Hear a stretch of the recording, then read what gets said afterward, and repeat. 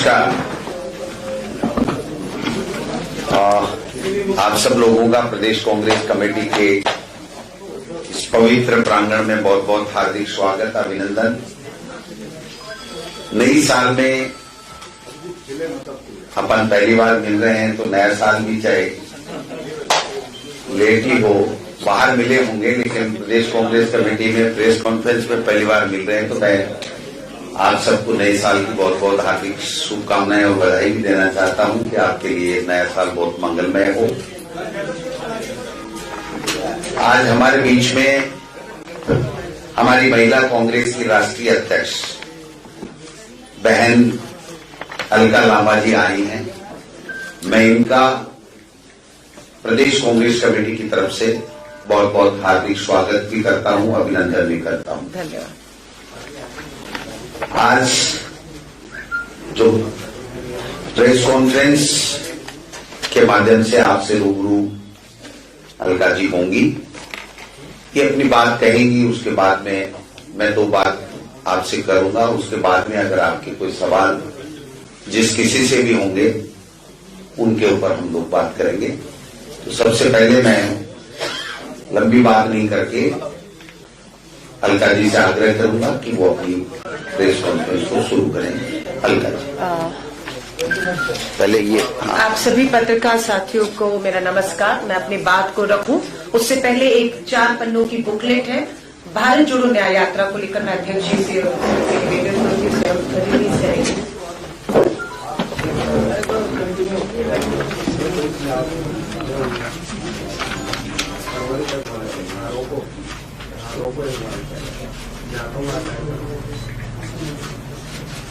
Thank you.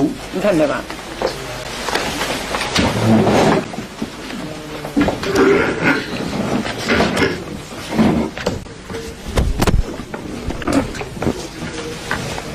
मैं सबसे पहले आप सभी पत्रकार साथियों का धन्यवाद करती हूं। आप समय निकालकर भारतीय राष्ट्रीय कांग्रेस की इस प्रेस वार्ता जो आज राजस्थान कांग्रेस भवन जयपुर में आयोजित की जा रही है उसमें आप आए, आपका धन्यवाद। मेरे साथ प्रदेश कांग्रेस के अध्यक्ष, महिला कांग्रेस अध्यक्ष और हमारे सम्मानित परिवार के कांग्रेस के सदस्य सभी मंच पर हैं, तो सबकी तरफ से आपका स्वागत करती हूं। आज की प्रेस वार्ता का मकसद है देश में 14 मुझे लगता है अभी ठीक है, धन्यवाद। आज देश के लगभग सभी राज्यों की राजधानी में, ठीक जैसे मैं राजस्थान की राजधानी जयपुर में हूं, प्रेस वार्ता हो रही है। और ये जो आज हमने भारत जोड़ो न्याय यात्रा 4 पन्ने की बुक रिलीज की है, उसी से संबंधित प्रेस वार्ता है। पहली यात्रा 7 सितंबर को शुरू हुई थी 2022 को, कन्याकुमारी से कश्मीर तक 4000 किलोमीटर का सफल एक यात्रा रही। कन्याकुमारी से कश्मीर में लोग जुड़े उसमें, उसी की मांग को देखते हुए कि पूर्व से पश्चिम की भी यात्रा की जाए, कोई भी राज्य छूटना नहीं चाहिए। अब दूसरी यात्रा 14 जनवरी को मणिपुर से पूर्व से पश्चिम गुजरात होते हुए महाराष्ट्र मुंबई तक पहुंचेगी। 14 जनवरी 2024 को यात्रा शुरू होगी और 20 मार्च 2024 को मुंबई में समापन होगा। ये यात्रा लगभग हमारी जो है 6713 किलोमीटर चलेगी। इस यात्रा में 110 जिलों से ये गुजरेगी। ये यात्रा 15 राज्यों से गुजरेगी। पहली यात्रा भारत जोड़ने का प्रयास था, भारत जोड़ने की यात्रा थी और इसमें हम कामयाब हुए। हम देश को जोड़ने में, देश के मुद्दों को से जोड़ने में कामयाब हुए। इस यात्रा में न्याय शब्द जोड़ा गया है। भारत जोड़ो अब ये न्याय यात्रा है। न्याय यात्रा आर्थिक न्याय की लड़ाई, न्याय यात्रा सामाजिक न्याय की लड़ाई है, न्याय यात्रा राजनीतिक न्याय की लड़ाई है। इस लड़ाई में कहां अन्याय हो रहा है देश में पिछले सालों में, ये एक प्रेस रिलीज है, इसके बिंदु हैं, आपसे शेयर किए जाएंगे। पिछले 10 साल अन्याय का काल, पिछले 10 साल अन्याय का काल रहा। कैसे रहा? अगर आप देखेंगे युवा बेरोजगारों का सबसे बड़ा मुद्दा आज पूरे देश में छाया हुआ है। जहां पर 2012 में 1 करोड़ बेरोजगार युवा थे, आज लगभग 4 करोड़ पढ़े लिखे बेरोजगार युवा हैं जो रोजगार की तलाश में हैं। 2 करोड़ नौकरियां हर साल का वायदा था, 10 साल में 20 करोड़ नौकरियां, लेकिन हकीकत है नौकरियां मिली नहीं, उल्टा 4 करोड़ युवा बेरोजगार हुए हैं। महंगाई का मुद्दा है, petrol, diesel, LPG, gas cylinder सब महंगे हैं। आवश्यक वस्तुओं पर जीएसटी लगाया गया है जिसका हम विरोध करते हैं। घरेलू बचत 50 साल के निचले स्तर पर आ गई है, लोग बचत नहीं कर पा रहे, कर्ज ले रहे हैं। सो महंगाई की मार। अशोक गहलोत जी की सरकार थी, कांग्रेस की सरकार थी, 500 का सिलेंडर मिल रहा था, 450 का वायदा था। अभी हमने एक उपचुनाव जीता है श्री करणपुर में, अध्यक्ष जी आपकी अध्यक्षता में ये हमने चुनाव, उपचुनाव, और छोटे मोटे मार्जिन से नहीं, 11,000 वोटों से उपचुनाव। और ये आपको मालूम है जिसकी उपचुनाव नहीं है, चुनाव, माफी चाहूंगी, चुनाव है, क्योंकि चुनाव होना था में, उसके बाद किसी कारणों से ये रद्द हुआ, दोबारा हुआ, उपचुनाव नहीं था। पर बात यह है कि चुनाव सरकार बनने के बाद हो रहा था और जो उम्मीदवार थे उन्हें मंत्री बना दिया गया था। चुनाव आयोग स्वयं गुहार लगाते रहे, चुनाव आयोग के कान में जू तक नहीं रहेंगे। परिणाम दिया लोगों ने, और होता ही है कि जिसकी सरकार बनती है, कोई भी सरकार के बनने के बाद चुनाव सत्ताधारी ही जीतता है। लेकिन ये हमारी जीत है, ये राजस्थान की जीत है, ये करणपुर के लोगों की जीत है। मैं उन्हें धन्यवाद और बधाई देती हूं। तो ये महंगाई का, खेती और किसानों का मुद्दा।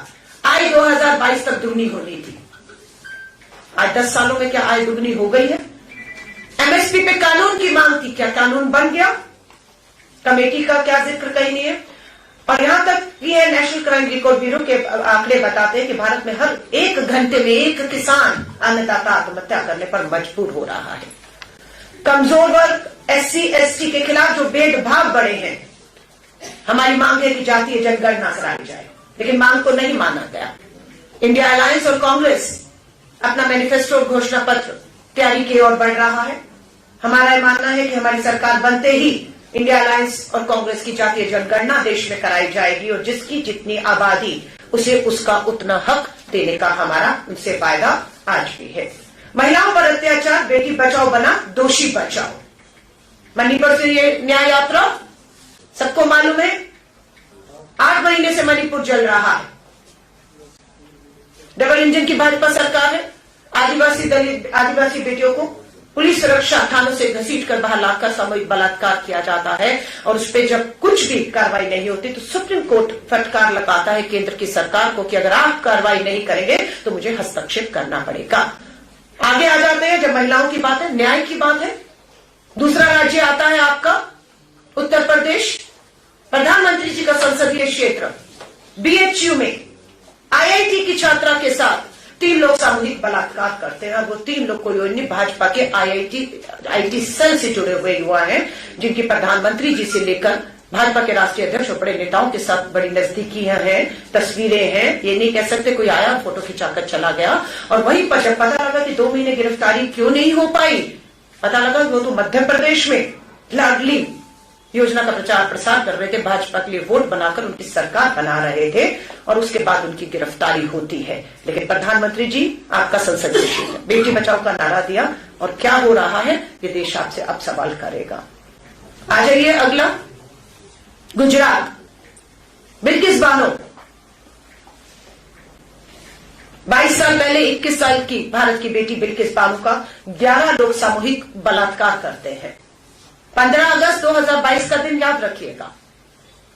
लाल किले की प्राचीर से, उसी प्राचीर से जहां से प्रधानमंत्री जी ने बेटी बचाओ का नारा दिया था, 15 अगस्त 2022 को आजादी का अमृत महोत्सव मनाया जा रहा था और वहीं पर गुजरात में उसी 15 अगस्त 2022 को बिल्किस बानो के 11 सामूहिक बलात्कारी हत्यारे, जिन्होंने 7 सदस्यों की उसके परिवार की हत्या की, जिसमें 3 साल की बच्ची शामिल थी, उसको रिहा कर रहे थे। उन्हें रिहा ही नहीं किया। विश्व हिंदू परिषद के दफ्तर में भाजपा के विधायक और सांसदों ने उन्हें लड्डू खिलाए उनके हार डाले और वो तस्वीरें सबने देखी और उनसे 2022 गुजरात के चुनावों का प्रचार प्रसार भी करवाया गया। धन्यवाद करते हैं सुप्रीम कोर्ट का। सुप्रीम कोर्ट का 1 साल बाद फैसला आता है बेटी की गुहार लगाने के बाद, याचिकाओं के बाद, कि यह फैसला गलत है। बलात्कारियों को, सामूहिक बलात्कारियों को छोड़ना, उनका इस तरह से उनका स्वागत करना, उन्हें रिहा करना, यह गलत है। और 2 हफ्ते का समय दिया है कि 11 के 11 सामूहिक बलात्कारियों को वापस जेल में ठूसा जाए। और ये भारतीय राष्ट्रीय कांग्रेस के साथ भारतीय राष्ट्रीय महिला कांग्रेस, जिसकी जिम्मेदारी मुझे मेरे कंधों पर अब आई है। पूछ रहे भारत जोड़ो न्याय यात्रा कब तक? भारत जोड़ो न्याय यात्रा न्याय का हक मिल जाने तक। मणिपुर की बात की, उत्तर प्रदेश के बीएचयू की बात की, गुजरात की बात की, हरियाणा ब्रजभूषण शरण आजाद घूम रहा है। किसने एफआईआर करवाई उनके खिलाफ, अपराधियों के खिलाफ? सुप्रीम कोर्ट ने। मैं इसलिए सुप्रीम कोर्ट का धन्यवाद करती हूं कि आज मणिपुर का मामला हो, बिल्किस बानो का मामला हो, हमारी हरियाणा की बेटियों का मामला हो, ब्रजभूषण शरण के खिलाफ एफआईआर करने के आदेश सुप्रीम कोर्ट को दिल्ली पुलिस को देने पड़े और तब एफआईआर हुई, लेकिन गिरफ्तारी अभी तक नहीं हुई। इसलिए न्याय का हक अभी अधूरा है। सो ये न्याय यात्रा जो राहुल गांधी जी के नेतृत्व में शुरू हो रही है, ये इन सभी राज्यों से गुजरेगी और न्याय का हक अभी अधूरा है। इस यात्रा का सिर्फ यही मकसद है कि हम इस न्याय को, अधूरे न्याय को, हक को पूरा पहुंचा सके। हमारे यहां पर MSMEs, GST, make in India की विफलता, कि किस तरीके से उद्योग धंधे छोटे बर्बाद किए गए, हम इसकी जिक्र करते हैं। प्रेस रिलीज में इसकी पूरी आपके पास जानकारी है। गरीब परिवार, असमानता, पूंजीपतियों की सरकार और सार्वजनिक क्षेत्रों में किस तरीके से लूट मची, किस तरह से देश की सार्वजनिक संपत्तियों को अपने चंद पूंजीपति मित्रों के हाथ में सौंप दिया गया, लूट मची, इस सारा जिक्र यहां पर है। चीन, अग्निवीर और आतंकवाद पर भी हम बात कर रहे हैं। हमारा ये वायदा है 2024 में केंद्र में कांग्रेस और इंडिया अलायंस की सरकार बनते ही अग्निपथ भर्ती योजना हम रद्द करने जा रहे हैं। पक्की सेना की भर्ती होगी। शहीद को जो शहीदी का दर्जा है, कफन में जो तिरंगे का सम्मान है जिसके लिए वो शहीद होता है, वो हक हम उन्हें दिलाएंगे। इस समय कांग्रेस का एक्स सर्विसमैन सेल दिल्ली के जंतर मंतर पर हजारों युवाओं के साथ बैठा हुआ है। बिहार से, चंपारण से 1100 किलोमीटर का सफर पैदल तय करके हमारे वो युवा जवान आए जिन्होंने सेना की भर्ती के लिए इम्तिहान दिया, परीक्षा दी, भर्ती होनी थी, पता लगा आज होगी कल होगी, पता लगा भर्ती नहीं होनी, भर्तियां रद्द कर दी गई और अग्निपथ भर्ती ठेके की योजना, 4 साल की योजना लाकर आए हुए। उम्र निकल गई, कुछ और नहीं करना, जज्बा भारत मां की सेवा का था। आज वो सभी लोग दिल्ली की राजधानी जंतर मंतर पे इस समय बैठे हुए न्याय का हक जो उनका अधूरा है उसकी मांग कर रहे हैं। लोकतंत्र की हत्या की बात कहें, आपने सबने देखा कि किस तरीके से जलते हुए मणिपुर पर चर्चा मांगी, अनेकों मुद्दों पर चर्चा मांगी, पर क्या हुआ? 150 के करीब विपक्ष के सांसदों को आवाज उठाने से रोकने के तहत उन्हें संसद से निलंबित कर दिया गया, उन्हें बाहर कर दिया गया और मनमाने ढंग से, तानाशाही तरीकों से, सत्ता और संख्या के बल पर केंद्र सरकार मनचाहे बिल लाई और एक ध्वनि मत से पास कर दिए। उनमें कानून क्या था? मुख्य चुनाव आयुक्त की नियुक्ति से और सदस्यों की नियुक्ति से मुख्य न्यायाधीश, चीफ जस्टिस ऑफ इंडिया को बाहर कर देना। ऐसे बहुत से कानून ये लोग लाए। हमारे ट्रक चालक सड़कों पर थे, हिट एंड रन में 90 लाख ट्रक चालक देश में हैं, 30 लाख ट्रक चालक सड़कों पर आ गए कि हमसे कोई चर्चा नहीं, हमसे कोई बात नहीं, सदन में बहस नहीं। और आपने कृषि कानूनों के तरह ऐसे कानून जो तानाशाही तरीकों से थे पास कर दिए। क्या हुआ? कृषि कानूनों की तरह सरकार घुटनों पर आई और हमारे जितने भी देश में ट्रक चालक हैं उनसे कहा कि कानून बन गया है पर लागू नहीं होगा। महिला आरक्षण कानून बन गया है पर 2024 में देश की आधी आबादी को हक मिलेगा कि 33% सीटों पर लड़ पाए? नहीं मिला है। तो ये सारे हमारे जो हक हैं वो अभी अधूरे हैं। इसीलिए जरूरत महसूस हुई भारत जोड़ो न्याय यात्रा, न्याय का हक मिलने तक ये यात्रा हमारी, ये संघर्ष हमारा जारी रहेगा। इसके लिए बहुत से लोग पूछ रहे हैं हम इस यात्रा में कैसे शामिल हो सकते हैं। उसके लिए हमने एक मिस कॉल नंबर जो है वो मैं आपके बीच में रख रही हूं। मिस कॉल नंबर है 9891802024। मैं दोबारा दोहरा रही हूं। भारत जोड़ो न्याय यात्रा से देश का और जिन राज्यों से गुजरनी है, जिन जिलों से जो भी यात्री जुड़ना चाहता है, यात्रा में शामिल होना चाहता है, उनके लिए मिस कॉल नंबर है। सिर्फ एक मिस कॉल करना है। नंबर है 9891802024। और जो भी इस मिस कॉल देगा उन्हें हम यात्रा में शामिल करेंगे और उन्हें न्याय योद्धा, उन सभी को न्याय योद्धा कहा जाएगा। ये यात्रा श्री राहुल गांधी जी के नेतृत्व में हो रही है। ये यात्रा पूरी तरह से गैर राजनीतिक है। इसमें कोई चुनावी करेंगे भाषण हो, वोट मांगे जाएं, नहीं होगा। सिर्फ जिनके साथ अन्याय हुआ है, कुछ उदाहरण मैंने भी दिए, उनको न्याय दिलाने का वायदे के साथ हर आदमी, हर देश का नागरिक, जवान है, किसान है, आदिवासी है, दलित है, बेरोजगार है, पीड़ित महिलाएं हैं, देश का हर नागरिक इस यात्रा में हिस्सा बन सकता है, अपनी बात को रख सकता है और एक बड़ा मंच उन्हें न्याय योद्धा के तौर पर भारत जोड़ो न्याय यात्रा के तहत हम दे रहे हैं। मैं आप सभी से हाथ जोड़कर निवेदन करूंगी, हमें मालूम है चुनाव की दहलीज पे खड़े हैं। जनवरी है, फरवरी और मार्च में कभी भी चुनावों की आचार संहिता जो है वो लागू हो जाएगी। भारतीय राष्ट्रीय कांग्रेस अपने इंडिया अलायंस के 28 दलों के साथ पूरी मुस्तैदी के साथ इस पे काम कर रहा है। पूरी कोशिश है इस महीने के अंत तक भी भारतीय राष्ट्रीय कांग्रेस की कोशिश है, जहां पर हमारी सीधे टक्कर है भाजपा के साथ, जो हमारे एलाइज के साथ हमारी बातचीत नहीं है, वो नहीं है, लाइक बंगाल, उत्तर प्रदेश, बिहार, तमिलनाडु, ये राज्य हैं जहां पर हमारे सहयोगी इंडिया के जो है उनसे बात है। लेकिन जहां हमारी सीधे है, हम सीधा भाजपा के साथ है। बहुत हम उम्मीद करते हैं कि इस महीने के अंत या पहले हफ्ते तक पहली सूची उम्मीदवारों की आ जाए। हमारी पूरी तैयारी उसमें कमर कस चुके हैं।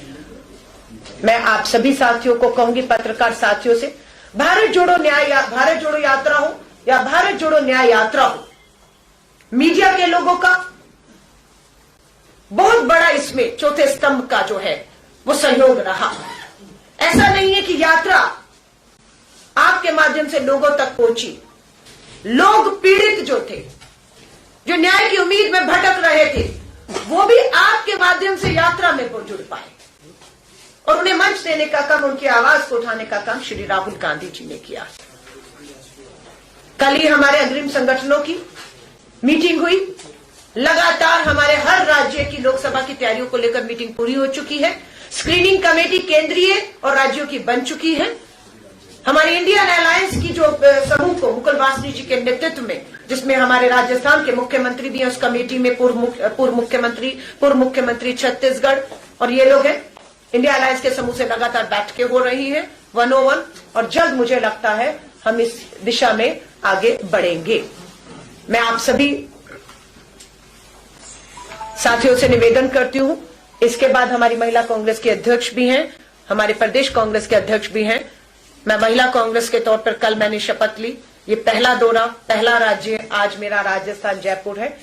मैं अपने आप को भाग्यशाली मानती हूं कि जयपुर राजस्थान अध्यक्ष जी मेरे लिए बहुत निजी तौर से भी हमेशा लकी रहा है। आप ही के यहाँ पर प्रेस कॉन्फ्रेंस कर करके एनएसयू के राष्ट्रीय अध्यक्ष से राष्ट्रीय महिला कांग्रेस वर्किंग कमेटी की जिम्मेदारियां मेरे कंधों पर आई हैं। इसके बाद तुरंत मैं महिला कांग्रेस के अध्यक्ष के साथ बैठ के प्रदेश महिला कांग्रेस कार्यकारिणी और जिला अध्यक्ष जो आई हैं उनके साथ बैठ के करेंगे, महिला सम्मेलन होंगे और पूरी कोशिश रहेगी एक बार फिर से राजस्थान में भारत जोड़ो यात्रा हुई और ये भी भारत जोड़ो न्याय यात्रा राजस्थान से एक बार फिर गुजरने वाली है। मैं आप सभी पत्रकार साथियों का धन्यवाद करती हूँ और हाथ जोड़ के सिर्फ एक ही निवेदन करूंगी, आज की प्रेस कॉन्फ्रेंस का मकसद जो है वो ये है, भारत जोड़ो न्याय यात्रा न्याय का हक मिल जाने तक जो शुरू हो रही है श्री राहुल गांधी जी के नेतृत्व में, आज की प्रेस वार्ता पूरी तरह उसी से समर्पित है। मैं आती रहती हूँ, आती रहूंगी। अध्यक्ष जी आपके बीच में हैं, आपके बीच में सदा रहते हैं। जो भी दूसरे मुद्दे हैं आपको अवसर मिलता रहेगा, आप उस पर सवाल कीजिए, उसका स्वागत है। लेकिन आज आपसे हाथ जोड़कर मेरा निवेदन है कि आज की प्रेस वार्ता यहीं तक केंद्रित रखेंगे। इसी को संबंधित आपके जो भी सवाल हो, जो भी शंकाएं हो, जो भी हो, उसका मैं स्वागत करती हूँ। पर हाथ जोड़ के पत्रकार साथियों से निवेदन है, आज की प्रेस वार्ता निवेदन है मुझे इसी को समर्पित करने दीजिएगा। धन्यवाद।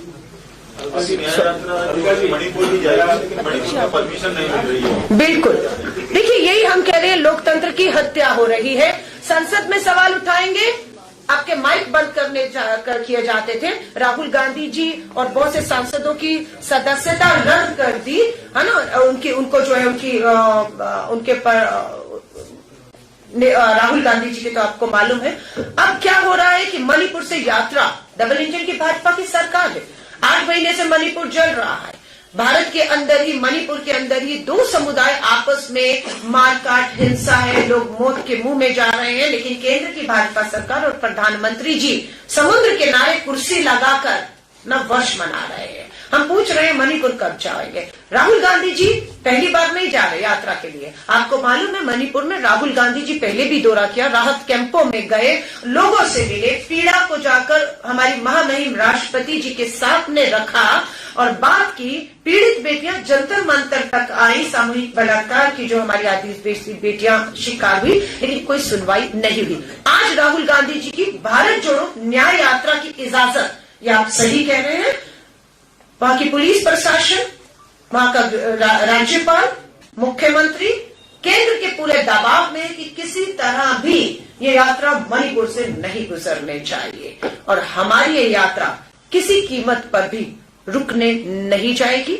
यात्रा मणिपुर से ही शुरू होगी, तय रूट से शुरू होगी और अब हमें भी देखना है कि कितना दम है उनमें और कितनी ताकत से वो रोकेंगे। जितनी ताकत से वो रोकेंगे उतनी ताकत से हम लोगों का जो न्याय दिलाने का भरोसा है वो मजबूत करते जाएंगे। धन्यवाद। मेरा सवाल ये है कि राहुल गांधी की जो भारत जोड़ो यात्रा जिन राज्यों से गुजरी थी, राजस्थान है, मध्य प्रदेश है, छत्तीसगढ़ है, राजनीतिक लिहाज से सीटों का लाभ कांग्रेस को नहीं मिल पाया। क्या लगता है कि इस यात्रा से कांग्रेस को कुछ लाभ मिलेगा लोकसभा चुनाव में? देखिए, मैं आपको फिर कह रही हूँ, वो यात्रा या ये यात्रा पूरी तरह से गैर राजनीतिक है। राहुल जी का कोई भी भाषण, वार्ता दिखा दीजिए जिसमें भारत जोड़ो यात्रा में उन्होंने वोटों की अपील की हो कि इस राज्य में चुनाव है। तेलंगाना से यात्रा गुजरी, चुनाव हुआ, हम जीते।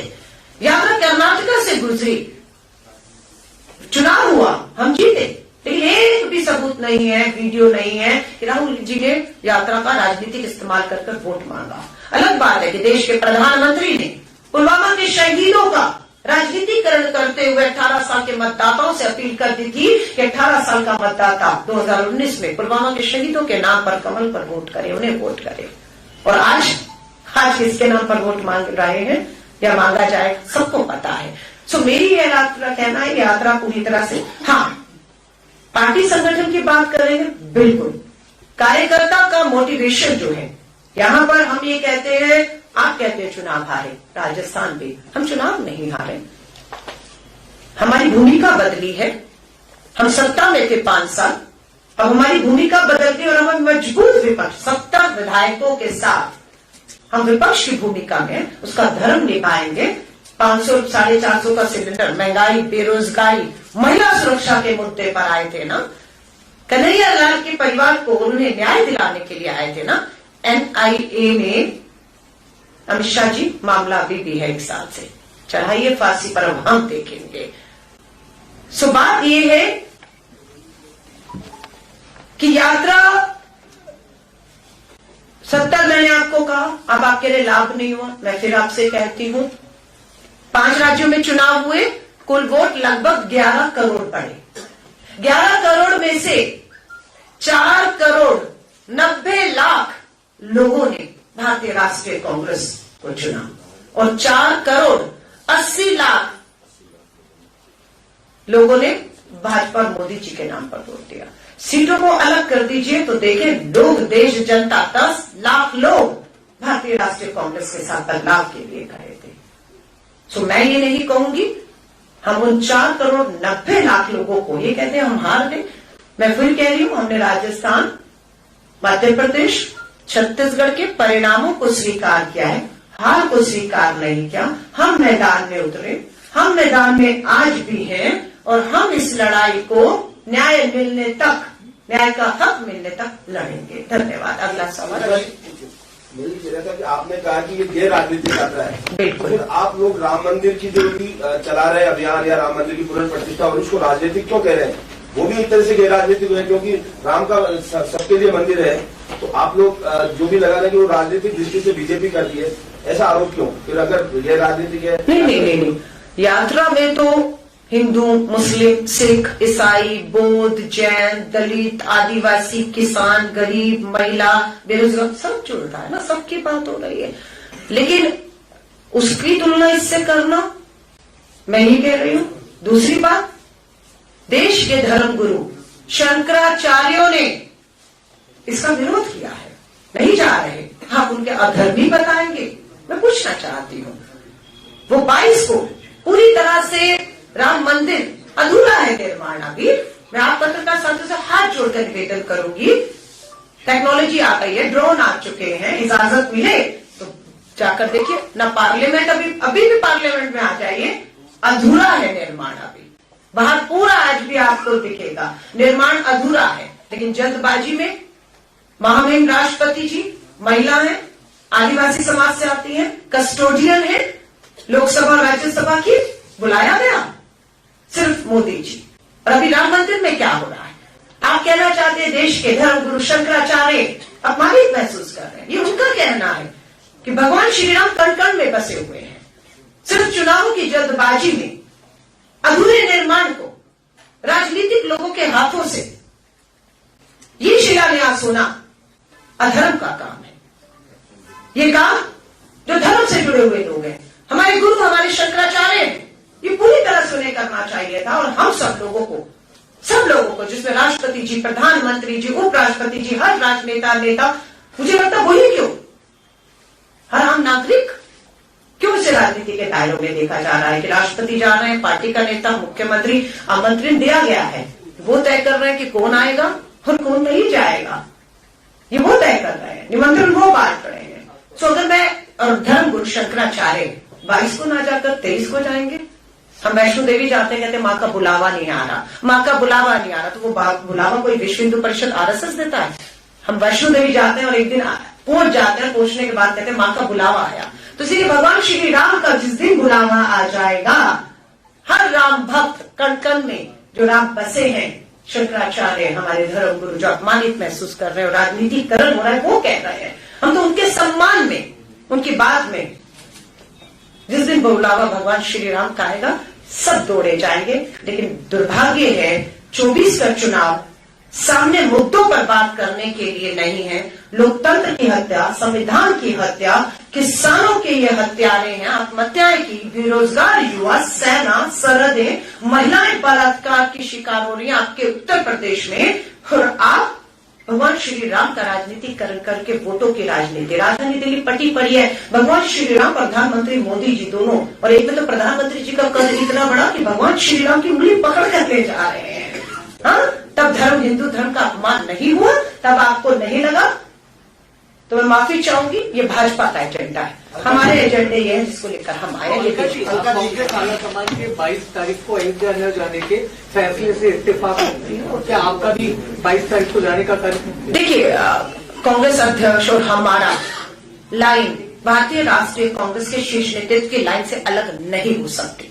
हम ये मानते हैं कि भारतीय राष्ट्रीय कांग्रेस ने धर्मगुरु, शंकराचार्य और जो भी माहौल, अधूरा राम निर्माण, राजनीति के इस्तेमाल, सबको देखकर बहुत सोच समझकर कि मुद्दों पर आइए। भगवान श्री राम भी ये चाहेंगे। शबरी के बेर खाए थे भगवान श्री राम ने झूठे। वो शबरी, वो दलित, वो हमारी बहन आज बलात्कार के जो उसका रूप है आज शिकार हो रही है। हाँ, मैं फिर कहूंगी, निजी मेरा क्या कार्यक्रम होगा, निजी आपका क्या, वो हमारी निजी आस्था। आप जाएंगे, आप नहीं जाएंगे। अगर एक चैनल का एक पत्रकार साथी जाए या ना जाए तो उसका पूरा चैनल से क्या मतलब है। तो प्लीज इस मुद्दे को हम यहीं खत्म करेंगे, क्योंकि भाजपा चाहती है कि पूरा, क्योंकि राजनीति का धर्म होना चाहिए, राजनीति का धर्म होना चाहिए, लेकिन धर्म पर राजनीति नहीं होनी चाहिए। धर्म पर राजनीति कर वोटों का ध्रुवीकरण करके, वोट हासिल करके सत्ता हासिल करने का प्रयास नहीं होना चाहिए। और सत्ता हासिल हो जाए तो मात्र अपने पूंजीपति मित्रों के नहीं, देश के गरीब मजदूर किसान की भी सोचनी चाहिए। पार्टी के स्टैंड से कई लोग सहमत नहीं। आपके गुजरात के एक्स पीसीसी चीफ और मौजूदा एमएलए अर्जुन मोरवाडिया ने विरोध किया है। क्या फिर आपसे कह रही हूँ, पार्टी की लाइन पार्टी की लाइन है। पार्टी के अलावा आपकी भी अपनी निजी जिंदगियां हैं, निजी आस्थाएं हैं। एक ही चैनल, एक ही पार्टी में हर धर्म के लोग हैं, हर जाति के लोग हैं, अपनी अपनी आस्थाएं हैं, अपने अपने विश्वास। उसके हिसाब से कोई जाएगा, कोई नहीं जाएगा। उसका सम्मान होना चाहिए, उसका लोकतंत्र में सम्मान होना चाहिए। धन्यवाद। राम मंदिर का जो ये मुद्दा है, हाँ। तो आप खुद मानते हैं कि एक बड़ा इवेंट जैसा बनाने की कोशिश की बिल्कुल। है। क्या आपको लगता है कि नरेंद्र मोदी सरकार इसका फायदा उठाते हुए जल्दी लोकसभा का चुनाव करा देगी ताकि उन्हें फायदा मिले? और यदि ऐसा होता है तो आपकी इस न्याय यात्रा क्या उसको चुनाव के वक्त भी जारी रहेगी? या मैं फिर कह रही हूँ, भारत जोड़ो न्याय यात्रा का चुनावों से कोई लेन देन नहीं है। आचार संहिता हो ना हो, क्या होगा, ये यात्रा 14 जनवरी को मणिपुर से शुरू होकर 20 मार्च को मुंबई तक का 6,713 किलोमीटर का सफर तय करेगी। किसी कीमत में चुनाव हो या जहां भाजपा की सरकारें हैं, मणिपुर में रोका जा रहा है, रोका जाएगा, ये यात्रा रुकेगी नहीं। ये न्याय का हक मिलने तक श्री राहुल गांधी जी के नेतृत्व में यात्रा पूरी तरह जारी रहेगी। और जो आपने कहा, ये पूरा मैं नहीं कह रही हूँ, हमारे धर्मगुरु शंकराचार्य कह रहे हैं कि भाजपा भगवान श्री राम के जो निर्माण कार्य अधूरे के बीच में जिस तरह से जल्दबाजी करके चुनावी लाभ के लिए कर रही है, उसके लिए हमारे धर्म गुरु शंकराचार्य इसका विरोध कर रहे हैं। हम उनके सम्मान में खड़े हैं। धन्यवाद। आपको लगता है कि जल्दी लोकसभा के चुनाव हो सकते हैं? मुझे इसके बारे में मालूम नहीं। भाजपा और चुनाव आयोग, बिल्कुल मुझे लगता है चुनाव आयोग निष्पक्ष नहीं है। मुख्य न्यायाधीश की 5 जजों की बेंच का फैसला आता है कि 24 के चुनावों से पहले मुख्य चुनाव आयुक्त और 2 सदस्यों की नियुक्ति अब सरकार नहीं करेगी, एक पैनल करेगा, जिस पैनल में प्रधानमंत्री रहेंगे, नेता विपक्ष रहेंगे और मुख्य न्यायाधीश चीफ जस्टिस ऑफ इंडिया रहेंगे। ये फैसला आया 5 जजेस की बेंच का। लोगों का विश्वास पक्का हुआ कि 24 के चुनाव में चुनाव आयोग और पूरा आयुक्त निष्पक्षता से चुनाव कराएगा, वोट कराएगा और गिनती कराकर सरकारें बनाएगा। लेकिन भाजपा ने सत्ता के दम पर 150 सांसदों को बाहर किया, बिल ले आई और पास भी हो गया कि मुख्य न्यायाधीश को चुनाव आयुक्त और सदस्यों की नियुक्ति से बाहर कर दिया गया है। इंडिया समूह और कांग्रेस का लेटर हमारे कम्युनिकेशन इंचार्ज जयराम रमेश जी ने जारी किया है, पत्रकार साथियों के पास होगा। पिछले 5 महीनों से इंडिया समूह और कांग्रेस के नेता मुख्य चुनाव आयुक्त से समय मांग रहे हैं मिलने का, और मुख्य चुनाव आयुक्त समय नहीं देते हैं मिलने का। कि क्या है लोकतंत्र में कि 28 विपक्षी दल 5 महीने से मिलने का समय मांग रहे हैं। क्या दबाव है मुख्य चुनाव आयुक्त पर कि आप लोकतंत्र के आवाजों को सुनने को तैयार नहीं है? किसका दबाव है, कौन दबाव दे रहा है, किस मकसद से दबाव दे रहा है, लोकतंत्र की हत्या है या नहीं, ये सवाल लोकतंत्र में छोड़कर जा रहे हैं। और हमने ये कह दिया है, हम झुकने वाले नहीं है। चुनाव आयोग को मैं अपना निजी उदाहरण दे रही हूं, संवैधानिक पदों पर जो बैठे ईडी, सीबीआई, आपने देखा बीच चुनाव में प्रदेश अध्यक्ष बीच चुनाव में हमारे नामांकन के फॉर्म उम्मीदवारों को दे रहे थे। ईडीआई पूछताछ की बीच चुनाव में काम रोका, हमारा प्रभावित हुआ हमारा काम काफी हद तक। लेकिन आज कहां है हमारे अध्यक्ष? आपके बीच में सीना चौड़ा करके बैठे हुए, बिना डरे बैठे हुए। आज कहां है सब? कहां है सीबीआई, आईटी? अब चुनाव 24 का आ जाएगा, बीच चुनाव में फिर छत्तीसगढ़ जहां जहां पहुंचना होगा पहुंचेगा। तो मेरा ये कहना है कि ईडी हो, सीबीआई हो, संवैधानिक संस्थाएं, चुनाव आयोग हो, पूरी तरह से कंप्रोमाइज्ड है। और इसी को हम लोकतंत्र की हत्या कह रहे हैं कि लोकतंत्र की दूसरी तरफ की आवाजों को नहीं सुना जा रहा है। इसीलिए न्याय का हक अधूरा है, हम इसको लड़ेंगे। और मैं निजी उदाहरण की जो बात कर रही थी, मैं दिल्ली पुलिस कमिश्नर की बात कर रही हूँ। पार्टी की प्रवक्ता हूं, महिला हूं, मैं अकेली नहीं हूं। हम देश भर में प्रेस वार्ता कर रहे हैं, हम इस सरकार को मुद्दों पर ललकार रहे हैं। मैसेज आता है वीडियो पर, वॉइस मैसेज है, संदेश है व्हाट्सएप पे, फोटो है, व्यक्ति का नंबर है, एक बार नहीं 2 बार है। दिल्ली पुलिस कमिश्नर को वो नंबर निजी तौर पर मेरे द्वारा पर्सनल व्हाट्सएप SMS करके दिया गया कि हम महिलाएं राजधानी दिल्ली में हैं, राजनीतिक हैं और हम पूरे देश में जा रही हैं, हमारे पास कोई सुरक्षा नहीं है। और इस तरह की धमकी आती है कि हम अगर भाजपा, मोदी जी किसी के खिलाफ, संघ, RSS, विश्व हिंदू परिषद, किसी के खिलाफ बोले और कोई सवाल किया तो हमारी गर्दन काट दी जाएगी। ये वॉइस मैसेज फोन नंबर के साथ दिल्ली पुलिस कमिश्नर को दिए 15 दिन हो गए हैं। क्या मजबूरी है दिल्ली पुलिस कमिश्नर की या जो राज्यों में, मैं एक राज्य की बात नहीं कर रही हूं, बहुत सी हमारी बेटियां चक्कर काट रही हैं, सुनवाई नहीं है, सुनवाई नहीं है। सो आप सोच सकते हैं कि जब हमारी सुनवाई नहीं, दबाव है दिल्ली पुलिस कमिश्नर पे गृह मंत्रालय का कि आप नहीं मिलेंगे, नहीं सुनेंगे, वही दबाव चुनाव आयोग, आईटी, ईडी, सीबीआई सबके पास है। और सब अपने संवैधानिक शपथ को भूल चुके हैं, सब सिर्फ सत्ता और कुर्सी बचाने के लिए लगे हुए हैं। और उसके पीछे सबसे ज्यादा जो धन है वो एक पूंजीपति मित्र का लगा हुआ है, जिसके कहने पर संवैधानिक पदों पर ऐसे लोगों को बिठाया जा रहा है जिसका मकसद सिर्फ ये है कि देश के लोकतंत्र की हत्या करना। धन्यवाद। अलका जी, आपने अभी अभी कहा है कि चुनाव आयोग निष्पक्ष नहीं है, तो क्या आप आने वाले चुनाव में कोई गड़बड़ी का अंदेशा रखती हैं या आप सीधा आरोप ही लगा रही हैं? नहीं, आरोप का है, सबूत दिए ना आपको। 5 जजों की, मुख्य न्यायाधीश के 5 जजों की बेंच ने ये महसूस किया कि ये सही नहीं हो रहा, इसे सही करना है। उन्होंने सही किया। मुख्य न्यायाधीश, शक है किसी को? किसने नियुक्त किया मुख्य न्यायाधीश ऑफ इंडिया? किसने बिठाया उस पद पर? किसने संविधान की शपथ दिलाई? अगर आपको शक है, हटा दीजिए। आपने मुख्य न्यायाधीश को हटाया? नहीं। आपने कहां से हटाया? आपने उस नियुक्ति कमेटी से, चयन कमेटी से, जो मुख्य चुनाव आयुक्त की नियुक्ति करेगा, उससे हटाया है। और उससे हटाते ही बेनकाब हुए आप। क्या आपके मन में डर है कि अगर मुख्य न्यायाधीश वहां पर होंगे नियुक्ति में, तो आप फैसला अपने मन मुताबिक उस अधिकारी को उस पद पर बिठाने का जो सोच के बैठे हैं 2024 के चुनाव को प्रभावित वो नहीं कर पाएंगे। क्योंकि अब क्या हो गया, अब 2 सत्ता पक्ष होगा, प्रधानमंत्री जी बैठेंगे, उनका एक मेबी कानून मंत्री और आपका नेता विपक्ष बैठेंगे, तो फैसला 2:1 से होगा। तो जिसे चाहेंगे वो बैठेगा, और वो बैठेगा तो लोकतंत्र को नहीं बचाएगा, भाजपा और मोदी जी की कुर्सी, भाजपा की सत्ता और कुर्सी बचाने का काम करेगा। तो ये मैं आरोप नहीं लगा रही हूं, तो आपके सामने मैं बार बार दोबारा आपने कहा तो दोबारा दोहरा दिया। ये लोकतंत्र को चिंता करनी है, इसकी चिंता सिर्फ कांग्रेस को करनी है। कांग्रेस ने नागपुर में अभी 138 वर्ष पूरे किए हैं, 138 साल पूरे किए हैं। हम सत्ता में थे, हम सत्ता में नहीं थे। देश की आजादी को 75 साल हुए, तो 75 साल पहले क्या थे? गुलाम देश था और कांग्रेस थी और लड़ रही थी इन अंग्रेजों से, इन तानाशाही सरकारों से। हम लड़ रहे, तो हम आज भी लड़ रहे हैं, हमें फर्क नहीं पड़ता। हम सत्ता में राजस्थान में कल थे, आज नहीं है। हम थे, हम हैं, हम रहेंगे। और हमें देश के गरीब, किसान, मजदूर, दलित के लिए आवाज, लोकतंत्र, संविधान को बचाने के लिए हमें लड़नी है।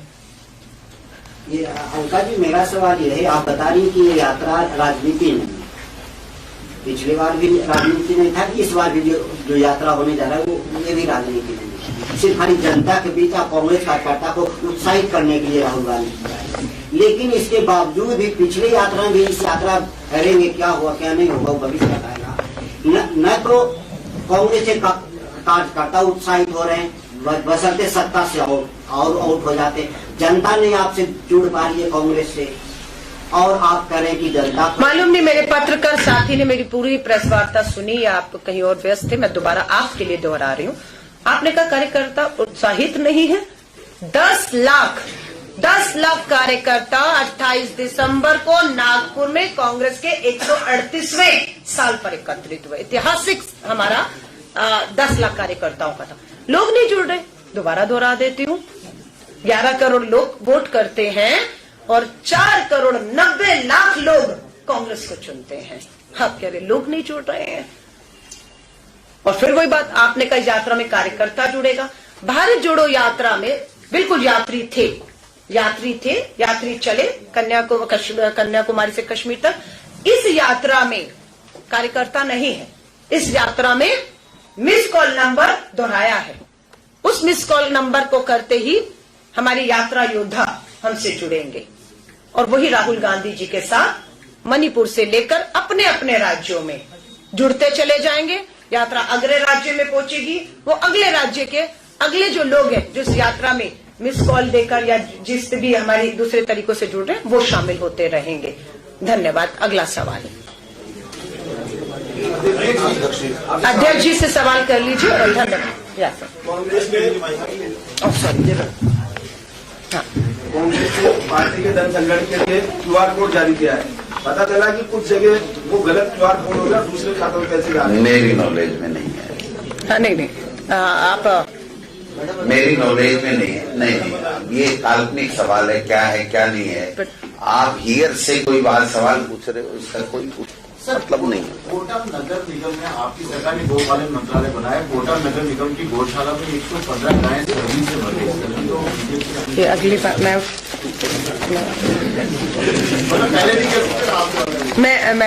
अध्यक्ष जी कोई बात नहीं। कोई पहले नहीं मरी थी क्या? हिंगोलिया में नहीं मरी थी क्या? हिंगोलिया में कितने गायें मरी थी? ये तो गोमाता को केवल वोट के लिए, सत्ता के लिए इस्तेमाल करते हैं। इनका गोमाता की सेवा या गोमाता को बचाना या लोगों के साथ न्याय करना, या मैं समझता हूं इनका कोई वास्ता नहीं है इस चीज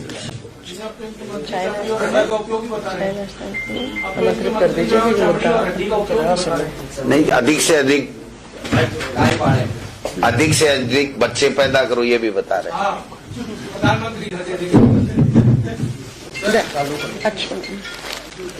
अलका जी खत्म करें। हो गया, खूब नहीं हो गया, बिकॉज हमारे जो मुद्दे हैं ना जिस पे मैंने आपसे निवेदन किया, अब हम मुद्दों पर डाइवर्ट हो रहे हैं। स्थानीय मुद्दे पर अध्यक्ष जी बात करेंगे। हाँ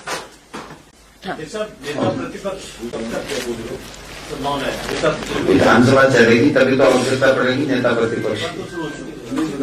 कोई कुश्ती तो करानी नहीं किसी से। नेता प्रतिपक्ष से जब विधानसभा चलेगी तो मिलेगा, 19 जनवरी से मिला जाएगा। उम्मीद करनी चाहिए। आपको जल्दी है, उससे ज्यादा हमको जल्दी है भाई। न्याय यात्रा में आप जस्टिस के लिए जा रहे हैं, जस्टिस जुडिशरी के थ्रू ही आप दिलवाएंगे जितना मैं समझे, या फिर लोगों से जो अप्रोच करेंगे केसेस लेके? क्योंकि अगर आप जस्टिस के लिए जा रहे हैं तो लोगों के केसेस का एविडेंस लेके आप डायरेक्ट जुडिशरी के पास जनता को जागरूक करेंगे मेरे भाई, जनता की आवाज बनकर के।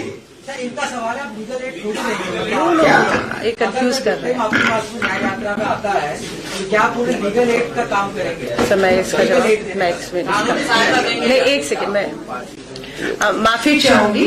आप भारत जोड़ो न्याय यात्रा की बात कर रहे हैं। न्याय का हक मिल जाने तक 33% महिला आरक्षण कानून आ गया, लाभ मिल रहा है, न्याय का हक अधूरा है।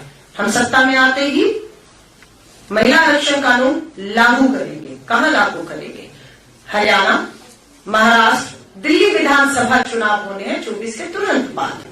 सत्ता आते ही महिला आरक्षण कानून के तहत इन राज्यों में चुनाव होगा, सबसे पहला चुनाव होगा। यह हक अधूरा है, यह हक पूरा होगा। किसानों का न्यूनतम समर्थन मूल्य कानून ना था, हक अधूरा है, कानून नहीं आया। बहुत से न्याय राजनीतिक तौर से होने हैं। महिलाओं के खिलाफ अपराध में FIR नहीं हो रही, सुप्रीम कोर्ट को कहना पड़ रहा है। तो ऐसा नहीं न्याय मतलब कोर्ट, अदालतें, कानूनी वकील और केस, बहुत से मामले हैं, लेकिन हमारा इवन महिला कांग्रेस का, महिलाओं का एक लीगल सेल, जितनी वकील है देश भर में, पूरी तरह से उन पीड़ित, हमारे जो पिता और भाई अपनी बच्चियों को लेकर घूम रहे हैं, लेकिन पैसा नहीं है बड़ा वकील करने के लिए, उनकी सलाह नहीं मिल रही, उन्हें भी हर तरीका का लीगल एड देने का काम, मदद देने का काम हम करेंगे। धन्यवाद। अलका जी, एक आखिरी सवाल है। भीलवाड़ा में जो है वो एक ये तो आप बताइए, भीलवाड़ा लड़की की गला रेत कर हत्या कर दी गई और साथ में बेगून हाँ, तो में प्रधानमंत्री और एक नाबालिग ने रेप पीड़ित कर सुसाइड करा है। तो मोदी जी बताएं। लेकर बीजेपी काफी आपको घेरती रही है, लेकिन ये दो घटनाएं मोदी जी ने इसे पे ये दो नहीं है, 100 गिना सकता हूँ इसे एक महीने में। जी जी। ये राजस्थान की पर्ची सरकार है ना, ये केवल बातें करने के लिए, काम करने के लिए नहीं है। इनको खुद को ही पता नहीं है कहां से शुरू करें, कहां खत्म करना है। कांग्रेस कानून व्यवस्था छिन्न छिन्न, महिलाओं के साथ बलात्कार, दिन प्रतिदिन घटनाएं बढ़ रही हैं। सारी की सारी योजनाएं जो कांग्रेस के सरकार के समय से चालू थी, उनको सबको बंद कर दिया गया। जितने डेवलपमेंट के काम थे उनके सबके वर्क ऑर्डर रोक दिए गए, पैसा रोक दिया गया, और कोई काम नहीं कर रहा है। कोई भी मंत्री, मुख्यमंत्री कोई काम नहीं कर रहे हैं। मुख्यमंत्री को कह दिया गया कि आप तो घूमो राजस्थान और एक ही बात करो कि एसआईटी बना दी है, एसआईटी बना दी है, भाई बना दी है एसआईटी, पता है एक निर्णय है, लाखों निर्णय करने उसमें से एक निर्णय है, लेकिन उस एसआईटी में आगे बढ़ो। जो हम लोगों पे आरोप लगा रहे थे कि साहब पकड़ नहीं है सरकार, पेपर चोरों को नहीं पकड़ रही है, माफियाओं को नहीं पकड़ रही है, उनको पकड़ के दिखाओ, लोगों को न्याय दिलाओ, गायों को बचाओ, माता बहने की इज्जत बचाओ, विकास के काम करो। इस ठंड में ठिठुर रहे लोग सड़कों पे, उनके लिए रेल बेचने की व्यवस्था करो। इंदिरा रसोई शानदार थी, भरपेट भोजन मिल रहा था, उसको आपने नामकरण तो चेंज कर दिया, लेकिन उसमें और ज्यादा व्यवस्थाएं कैसे ठीक हों, इसके बारे में आपका क्या विजन, आपने क्या किया वो बताओ। कोई तो कह रहा है मेरे को स्वास्थ्य मंत्रालय नहीं मिला, कोई कह रहा है बच्चे पैदा ज्यादा करो, कोई कह रहा है डॉक्टर के कीड़े पड़ेंगे, कोई कह रहा है मैं ट्रांसफर करा दूंगा, कोई कुछ कह रहा है। देखिए मतलब रोजाना के अगर आप इनके जो कोटेशन, जो वर्जन, जो उनकी बात अगर देखोगे तो आपको वही वो चलाना पड़ेगा। एक काम बता दीजिए कि सरकार ने 100 दिन की कार्य योजना बनाने की बात पहले दिन की थी मुख्यमंत्री जी ने खुद ने। आप बताइए साहब, सरकार बने 3 दिसंबर को रिजल्ट आया था, कितने दिन हो गए साहब? 1.5 महीने के लगभग होने लग गए, हो गए 40, 42, 43 दिन। बनी नहीं कोई कार्य योजना, कोई विभाग की कार्य योजना आपने चलाई, कोई टीवी चैनल पे चलाई, कोई पत्रकार प्रिंट मीडिया ने कहीं छापी। 100 दिन की कार्य योजना बनाने में 100 दिन लग जाएं और इससे ज्यादा भी लग जाएं तो कोई अतिशयोक्ति नहीं। तो ये कुछ कर नहीं रहे भाई साहब, आप भी भेड़क हो, इनके मंत्री भी भेड़क हैं। कांग्रेस सड़कों पे कब आएगी? मतलब आ रही है ना। ये जो दलित, आज एक दलित महिला के साथ हम बस रहे हैं, नहीं सवाल अब आप पूछ रहे हैं ना, किस तरह से 13 साल की नाबालिग के साथ हत्या हो जाती है। एक पीड़िता भीलवाड़ा के अंदर दलित लड़की जो है उसकी हत्या हो जाती है गला रेत कर। कल रात को बयाना में रेप है। सड़कों पे बीजेपी घेर लिया करती, कांग्रेस कब सड़कों पर आएगी? हमारा तो काम ही सड़क पे रहा है, विपक्ष दिख जाएगी भैया। ये अभी तो सरकार ही नहीं दिख रही है 1 महीने से, हम तो फिर भी दिख रहे हैं, रोजाना आपके बीच में रहते हैं। सर, ये नए कैबिनेट मिनिस्टर कह रहे हैं गुजरात मॉडल फॉलो करेंगे राजस्थान में। गुजरात मॉडल ने देश को बर्बाद कर दिया। गुजरात मॉडल बिल्किस बानो वाला है। अब बिल्किस बानो वाला गुजरात मॉडल क्या? गुजरात मॉडल कोई मॉडल नहीं है, देश को बर्बाद करने का मॉडल है, जुमला है, और इस जुमले से पूरे देश बर्बाद हो रहा है। राजस्थान को गुजरात मॉडल नहीं बनने देंगे। राजस्थान राजस्थान ही रहेगा, राजस्थान का अपना मॉडल होगा। राजस्थान के अधिकारी, राजस्थान के राजनेता, राजस्थान के जनप्रतिनिधि, राजस्थान के लोग, राजस्थान के मीडिया के बुद्धिजीवी सब सक्षम है भाई साहब। गुजरात मॉडल की आवश्यकता नहीं है राजस्थान। आप लोकसभा चुनाव की तैयारी में जुट गए हैं, क्या इस बार राजस्थान में कांग्रेस पूरे 25 की 25 सीटों पर लड़ेगी? क्योंकि हनुमान बेनीवाल ने बोला कि इंडिया अलायंस में शामिल हो सकते हैं यदि सीट का। अगर मेरे भाई आपका सवाल में ही आपका जवाब छिपा हुआ है। कांग्रेस 25 सीटों पे लड़ेगी, इसमें किसी को कोई शक नहीं होना चाहिए। अगर इंडिया अलायंस हमारी पार्टी आलाकमान तय करता है तो वो कांग्रेस ही लड़ रही है ना, इंडिया अलायंस लड़ रहा है, वो तो कांग्रेस ही लड़ रही है ना। 25 में 25 सीटों पे हम लोग लड़ेंगे, इसमें किसी को शक नहीं होना चाहिए। एक सीट दे दो, एक सीट दे दो, हम शामिल। वो कौन क्या कह रहा है, वो इंडिया अलायंस का जो हिस्सा होंगे वही तो हमारे से बात करेंगे, और ये बात पार्टी आलाकमान तय करेगा। जो अलायंस के लिए कमेटी बनी हुई है और वहां पर तय होगा कि किससे अलायंस, कौन इंडिया अलायंस में है, कौन अलायंस कहाँ कितनी सीटें छोड़नी है, कितनी किसको देनी है, ये हमारा स्टेट का विषय नहीं है। पार्टी कहती है आपको भी सीकर से चुनाव लड़ना है, अन्य दिग्गज नेताओं को भी लड़ना है, चुनाव पार्टी तो दिनेश दांगी को कहते तेरे को लड़ना है, दिनेश दांगी भारत में रहे तो दिनेश को लड़ाएंगे हम। सब चाय पे इनवाइट कर ये ना।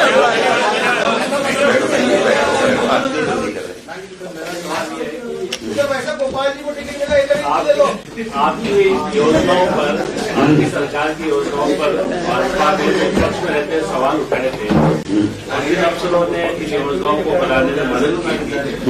आज भी भाजपा ने उन्हीं अफसरों पर भरोसा दिखाया है। एक तरफ तो आपकी योजनाओं की आलोचना वो तो देखिए, वो जो आरोप लगाते थे वो आरोप ही बेबुनियाद लगाते थे, क्योंकि उनको सत्ता में आना था, इसलिए झूठे आरोप लगा रहे थे।